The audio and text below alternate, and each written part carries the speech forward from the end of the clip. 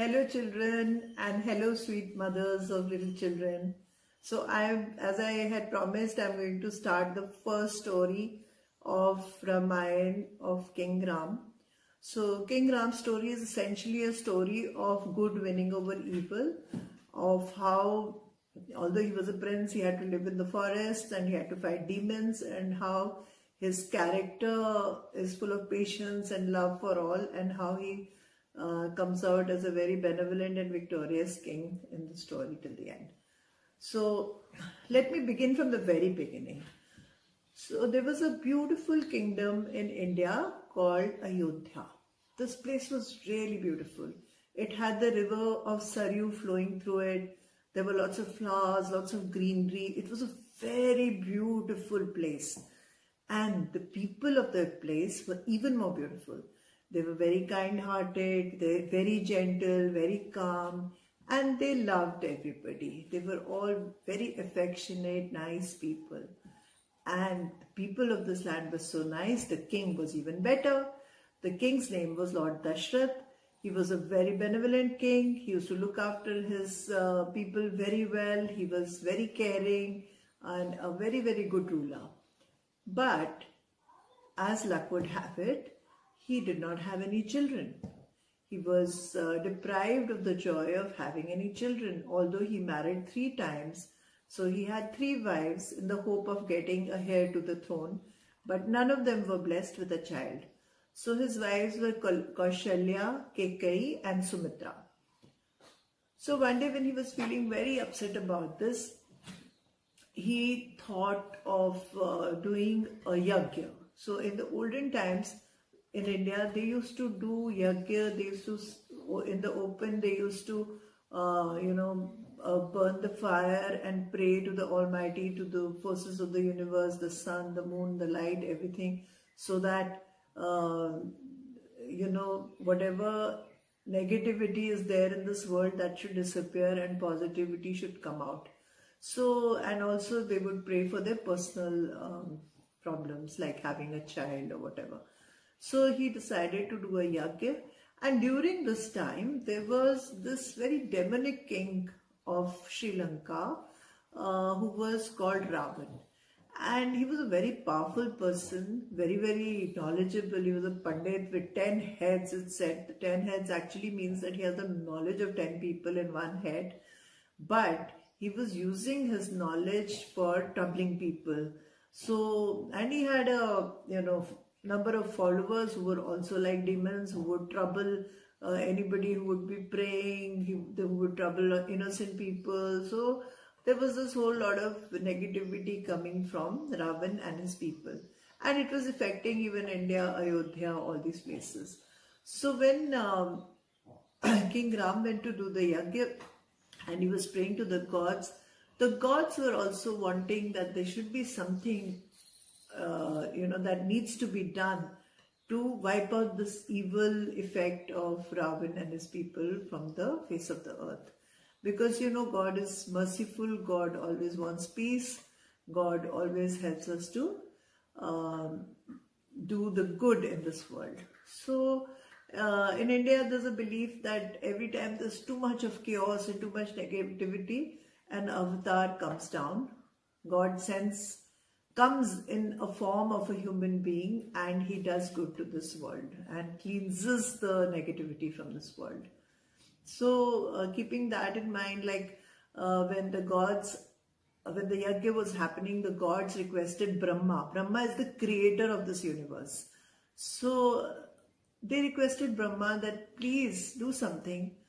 Send Vishnu. Vishnu is Lord incarnate God, as Dashrath's child, so that he can go and kill these demons. So Lord Brahma agreed, and after the yajna, they blessed the sweet which was to be given to Dashrath as a blessing by the Pandit. So there was a big bowl of kheer the Pandit gave Dashrath, and he asked him to offer it to his 3 wives. So Dashrath gave half of it to Kaushalya, she was his first wife, and the rest half was divided between Kekai and Sumitra. Now, it was, sweet blessed by the gods. So as a result of that blessing, after about 1 year, all the three wives were blessed with a baby. So Kaushalya had a beautiful baby whom they named Ram. Kekai had a gorgeous son called Bharat, and Sumitra had two children called Lakshman and Shatrughan. So now instead of no baby, there were 4 sons in the palace, 4 babies in the palace, and the atmosphere became very beautiful and blessed, and Lord Dashrath was very thankful that his prayers had been answered and he had such lovely bonny babies all around the place. Of course, the most loved and the most sought after child was Ram. And Ram, used to, as a toddler, used to wear those little silver anklets in his feet, which would go chum chum chum every time he would walk.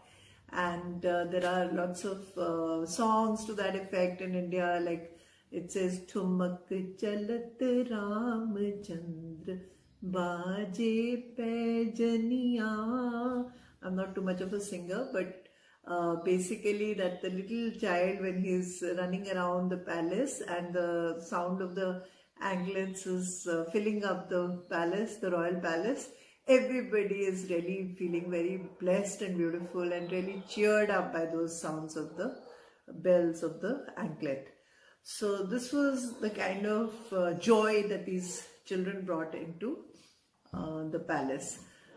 So when the children were a little older, like how old are you right now? I don't know, but when they were about 4 years old, 4 to 5 years old, they were told that they now need to get educated.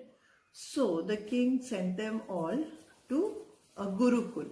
Gurukul was a school in the olden days where one learned rishi or a learned man used to stay, and he would tell them, the students, teach them good manners, good behavior, the essence of working hard, the essence of respecting elders. All these things he would ingrain into them with the stories of the Vedas and teach them values and make them really hardworking and robust, young men, so that they don't get spoiled in the luxuries of the palace. Generally, the king's sons were always sent to the Gurukul to stay with the Guru. So they were all sent to Guru Vishisht. So Guru Vishisht was a wonderful Guru. He trained them very well, and they grew up into very nice, fine young men. Now when they grew up into these lovely young men, they came back to the palace, and everybody was really happy to see them, that they were such wonderful, strong boys, all of them. And Ram and Lakshman, they were like absolutely thick with each other, very, very best brothers and best friends. Wherever they would go together. And Lakshman, was Sumitra's son and Ram was Kaushalya's son, but they were like almost twins, so they would always be together and doing everything together. So King Dashrath was always very happy when he looked at his sons. So during this time, one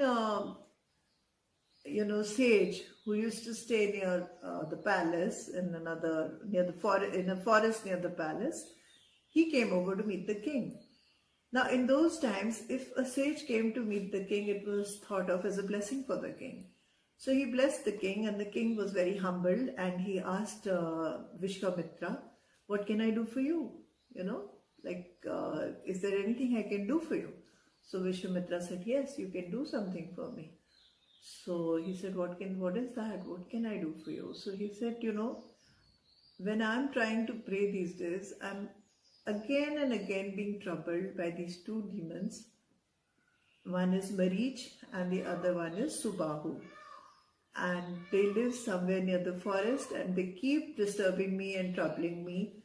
And their mother Tadka also gives them this, permission to go and disturb me.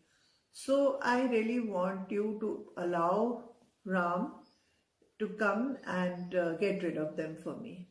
So Dashrath was a little taken aback. He said, Ram is so young. How will he fight these demons?